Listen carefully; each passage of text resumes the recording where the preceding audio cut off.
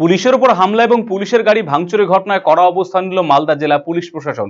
দোষীদের শুধুমাত্র গ্রেপ্তার বা শাস্তি নয়, পুলিশের গাড়ি ভাঙচুরের ক্ষতিপূরণ নির্দিষ্ট আইন অনুযায়ী অভিযুক্তদের কাছ থেকে আদায় করা হবে বলে বুধবার হরিশ্চন্দ্রপুর থানায় সাংবাদিক সম্মেলন করে জানিয়েছেন মালদা জেলা পুলিশের অতিরিক্ত পুলিশ সুপার গ্রামীণ অভিষেক রায়। উল্লেখ্য, গত 15 মে পথ দুর্ঘটনায় মানকিবাড়ি এলাকার বাসিন্দা হাসান আলী নামে এক যুবকের মৃত্যুর ঘটনা ঘটে। কুশিদা হাসপাতাল থেকে যুবকের মৃতদেহ উদ্ধার করতে গেলে উত্তেজিত জনতার হামলার মুখে পড়ে পুলিশ। ভাঙচুর করা হয় পুলিশের 4টি গাড়ি। ঘটনায় আহত হয়েছে মোট 11 জন পুলিশ কর্মী।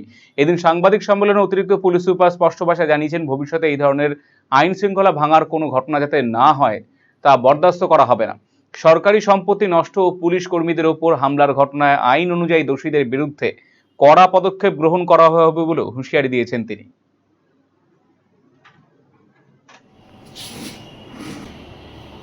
গাড়ি মোট ভাঙচুর করা হয়েছিল, দুটো স্করপিও পার্শিয়ালি ড্যামেজড হয় এবং দুটো বোলেরো ভেহিকল পুলিশের এটা কমপ্লিটলি ড্যামেজড হয়।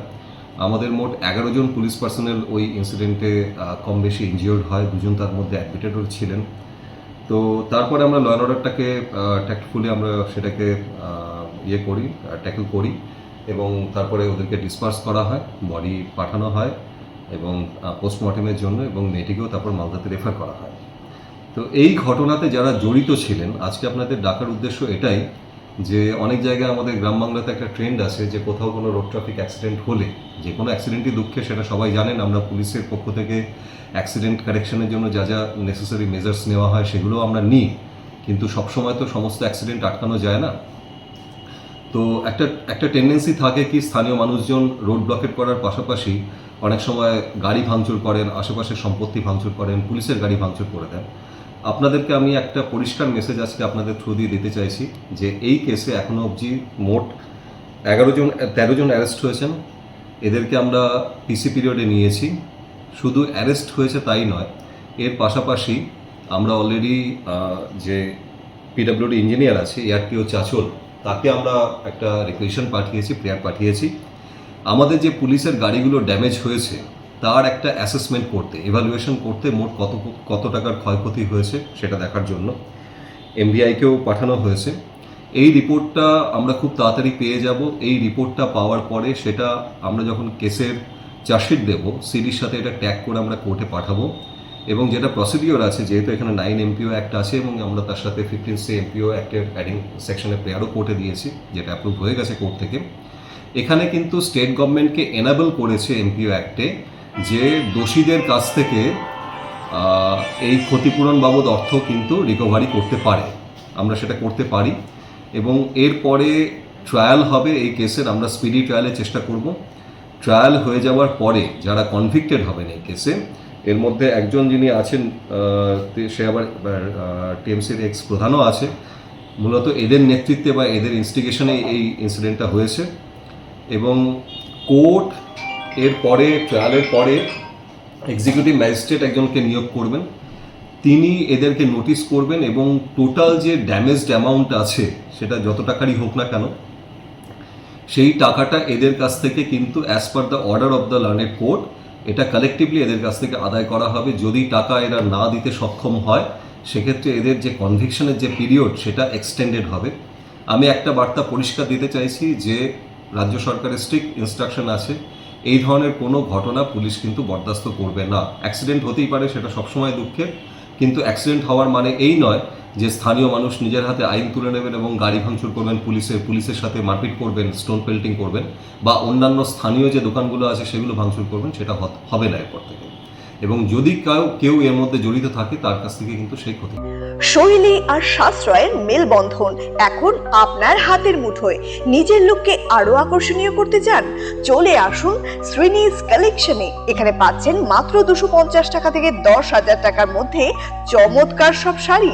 রয়েছে স্পেশাল বেনারসির কালেকশনও। কুর্তিতে রয়েছে 150 টাকা থেকে 3,000 টাকার বিশাল range. Nighty, one piece gown, cot set, tops, jeans এবং লেগিংস সহ বাচ্চাদের জন্য সব ধরনের ট্রেন্ডি ড্রেস পাবেন এখানে। উন্নত মানের বেডশিট ও রেডিমেড এবং ডিজাইনার ব্লাউজ রয়েছে আপনার মনের মতো। সেরা কোয়ালিটি আর লেটেস্ট ডিজাইনের জন্য তাই আজই চলে আসুন শ্রীনিস কালেকশনে। শ্রীনিস কালেকশন, চণ্ডীতলা, মা কালী বাসনালয়ের উল্টো দিকের গলিতে, রায়গঞ্জ, উত্তর দিনাজপুর। নতুন ভাবে নতুন রূপে সেজে উঠেছে। তো সবাইকে বলবো, সবাইকে সাদর আমন্ত্রণ করছি। আমাদের ওপেনিং থাকছে পয়লা বৈশাখ 15ই এপ্রিল, সেদিন সবাই অবশ্যই আসবেন। আর কিন্তু এখন আমাদের কাছে সব রকম কালেকশন পাবে, মহিলাদের সমস্ত রকম, এমনকি বাচ্চাদের, ছেলেদের, মেয়েদের স্টকও কিন্তু এখন আপনারা আমাদের কাছে পেয়ে যাবেন একেবারে সুলভ মূল্যে। Hi guys, welcome to my channel.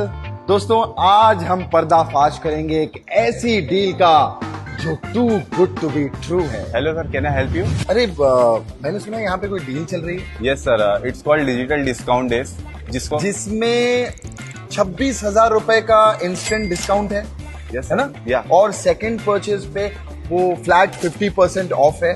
Yes sir. अब आप ये मानते हो ना, ये जो डील है ये अनबिलीवेबल है? नहीं सर, आपने जो भी सुना है सही सुना है। तो फिर मुझे लगता है डिस्काउंट जो होगा ना वो बहुत लिमिटेड रेंज पे होगा। नहीं sir, this offer is valid across our widest range of products. अच्छा, यस सर।